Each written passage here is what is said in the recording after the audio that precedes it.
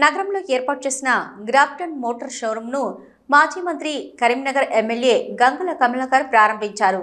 Grafton Motors వ్యవస్థాపకులు CEO Shri Parashuram పాక తన చిన్ననాటి ఉపాధ్యాయునికి మొదటి register Grafton quanta EV motor సైకిల్ను బహూకరించారు.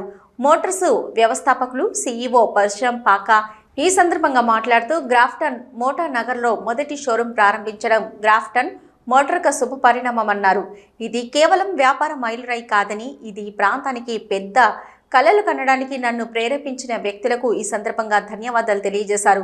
భారతదేశంలోని ప్రతి మూలకు ప్రపంచ స్థాయి ఎలక్ట్రిక్ మొబిలిటీ ఉత్పాదనలను తీసుకురావడానికి మేము కట్టుబడి ఉన్నామని ఆయన స్పష్టం చేశారు. హరిత భవిష్యత్తును రూపొందించడంలో వారు గొప్ప విజయాన్ని సాధించాలన్నారు. గ్రాఫ్టన్ ప్రధాన ఉత్పాదన అయిన క్వాంటమ్ తన రికార్డు బ్రేకింగ్ K2K ప్రయాణంతో ఇప్పటికే సంచలనాలను సృష్టించిందన్నారు. ఇది కేవలం 6.5 రోజుల్లో 4111 కిలోమీటర్ల ప్రయాణాన్ని పూర్తి చేసిందన్నారు.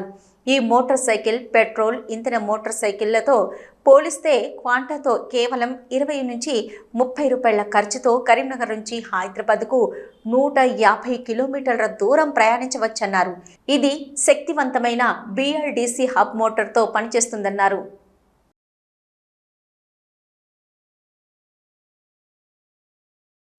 మొత్తం ఇండియాలో ఎక్కువ మోటార్ సైకిల్స్ సేల్ అవుతాయి. ఎందుకంటే మనకి పెద్ద చక్రాలు ఉంటాయి, ఎటువంటి రోడ్లో అయినా పోగలుగుతుంది, సస్పెన్షన్ మంచిగా ఉంటుంది అన్న దానివల్ల.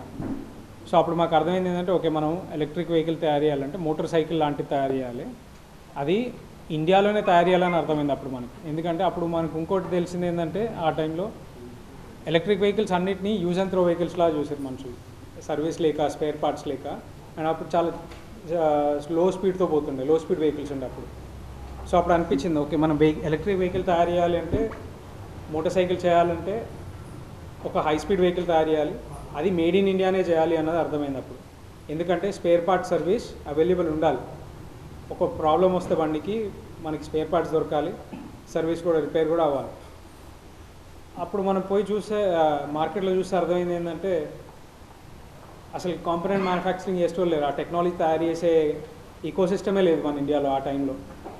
ఇప్పుడు చాలా తక్కువ ఉంది. సో అప్పుడు అర్థమైంది ఏంటంటే మొత్తం ఆ టెక్నాలజీ మనమే తయారు చేయాలన్నది. సో మనం అదే చేసినాం. 2019లో మన కంపెనీ రిజిస్టర్ చేసి అప్పటి నుంచి 2021 వరకు టెక్నాలజీ డెవలప్ చేసినాం. అంటే మనం ఫస్ట్ కంపెనీ ఇన్ ఇండియాలో పూర్తి మోటార్ ఇక్కడనే తయారు చేసి పేటెంట్ చేసుకొని రికార్డ్ కూడా సెట్ చేసినాం మనం దాంతో, మోటార్ కంట్రోలర్ మొత్తం. సో మనము ఒక మోటార్ సైకిల్ తయారు చేయకుండా ప్లాట్ఫామ్ అని తయారు చేసినాం. మనం ప్లాట్ఫామ్ అంటే అర్థం ఏంటంటే మోటార్ ఉంటుంది, దాంట్లో బ్యాటరీ, కంట్రోలర్ అండ్ మొత్తం సిస్టమ్ సాఫ్ట్వేర్ ఒకటి మాట్లాడుకోవడం.